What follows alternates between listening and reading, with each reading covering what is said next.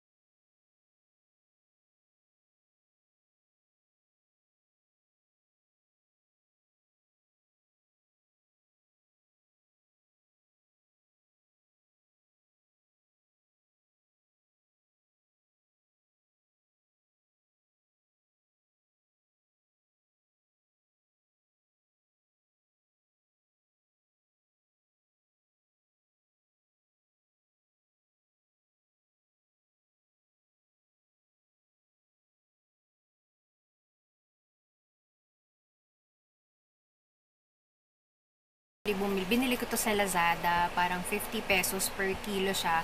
Mas okay siyang bilhin sa Lazada or sa Shopee kasi mas mura compared mo sa mga supermarket at so, these are parang repack cuties na cat food. So, ayan. And, syempre hindi na naman ako nawala ng mga papakainin na pusa sa ward. So, dun sa bagong area ko, meron na naman akong bagong nakitang pinapakain na pusa na laging bumabalik kapag naka-duty ako. And, ito yung idadalhin ko sa area ko na ipapakain ko dun sa bago kong pinapakain na pusa. So, next naman ay canned na cat food. So, this is the OZ pure organic na wet food. So, ito, kinakain to nila Chichi, nila Liit, nila Wabit, nila Mama Cat. So, ito, murang-mura to and para siyang may flakes, para siyang tuna flakes. Wet food naman is Whiskas. So, ito siya, naka-box. Hindi ko nalalahatin, pero may 6 din na Whiskas dun sa box na yun. So, ito naman, kinakain to nila Chichi at saka si Whiskey at saka si Pretty, yung pinakabagong kuting na inadopt ko. So, ayan, yan yung mga kinakain. Ang next naman, itong water bowl or water na dispenser. So, ito yung binili ko kasi ito ilalagay ko ito sa tubigan nila Mama Cat, nila Wabit kasi malakas sila uminom ng water. Ang purpose ko dito is at least mas maraming reserve or maiiwan na tubig lalo na ngayon na mainit and malalakas uminom ng tubig yung mga cats ko. So, binilang ko sila ng ganito. So, next is dito, sobrang excited ako kasi yung ginagamit ko na Cat H2O or Pet H2O na water fountain is nasira na siya. Sadly, nasira na siya. Hindi gumagana ng parang motor niya sa loob. So, wala akong makitang replacement for that. And ayoko naman bumili ulit ng panibagong gano'n. Sabi ko, sige, try ko naman ibang brand, ibang style. So, bumili ako nitong bagong cat na fountain nila. And so cute niya, diba? May moon and color blue siya. Ay, whiskey. And ceramic siya. Like, guys, mabigat siya. And in fairness, maayos siya napadala sa akin. Walang dents, walang kahit anong sira. So, yung mga water fountain pala, super nire-recommend ko yan sa mga bagong fur mom na or cat mom. Kasi ang mga cats, parang mas nainganyo silang uminom ng water kapag gumagalaw yung tubig. And itong cat fountain, mas naiinganyo silang uminom ng water kapag may mga ganitong klaseng cat fountain. Next is itong mabigat na Smart Heart nila. So, if you've watched my previous cat videos, alam nyo na ito yung mga nauna kong pinapakain talaga na cat food sa kanila. So, this is the Smart Heart. Ang bago nilang favorite is chicken and tuna. Before, sobrang struggle ako magpalit ng flavor kasi hindi nila kinakain, sobrang arte. Ngayon, ang gusto nila is chicken and tuna. Before, tuna and shrimp yung favorite nila. So, I also bought itong mga parang, hindi ko lang, parang matte, light pink na matte. And papakita ko later sa inyo na gumagamit kasi ako ng ganito.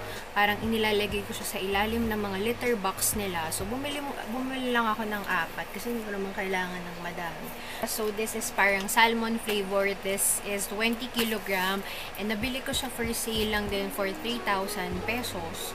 So, kasama na rin shipping doon. So, very, very mura siya. Binili ko na yung malaki. Ito na yung pinakamalaki. Kaya ang bigat-bigat nito. 20 kilogram ito ko. Maganda to kasi organic siya. So, that actually ends my massive cat haul. Pasensya na, sobrang gulo nitong background ko. And sobrang hindi pa ako nakaayos and kasi hindi ko na kaya mag-ayos.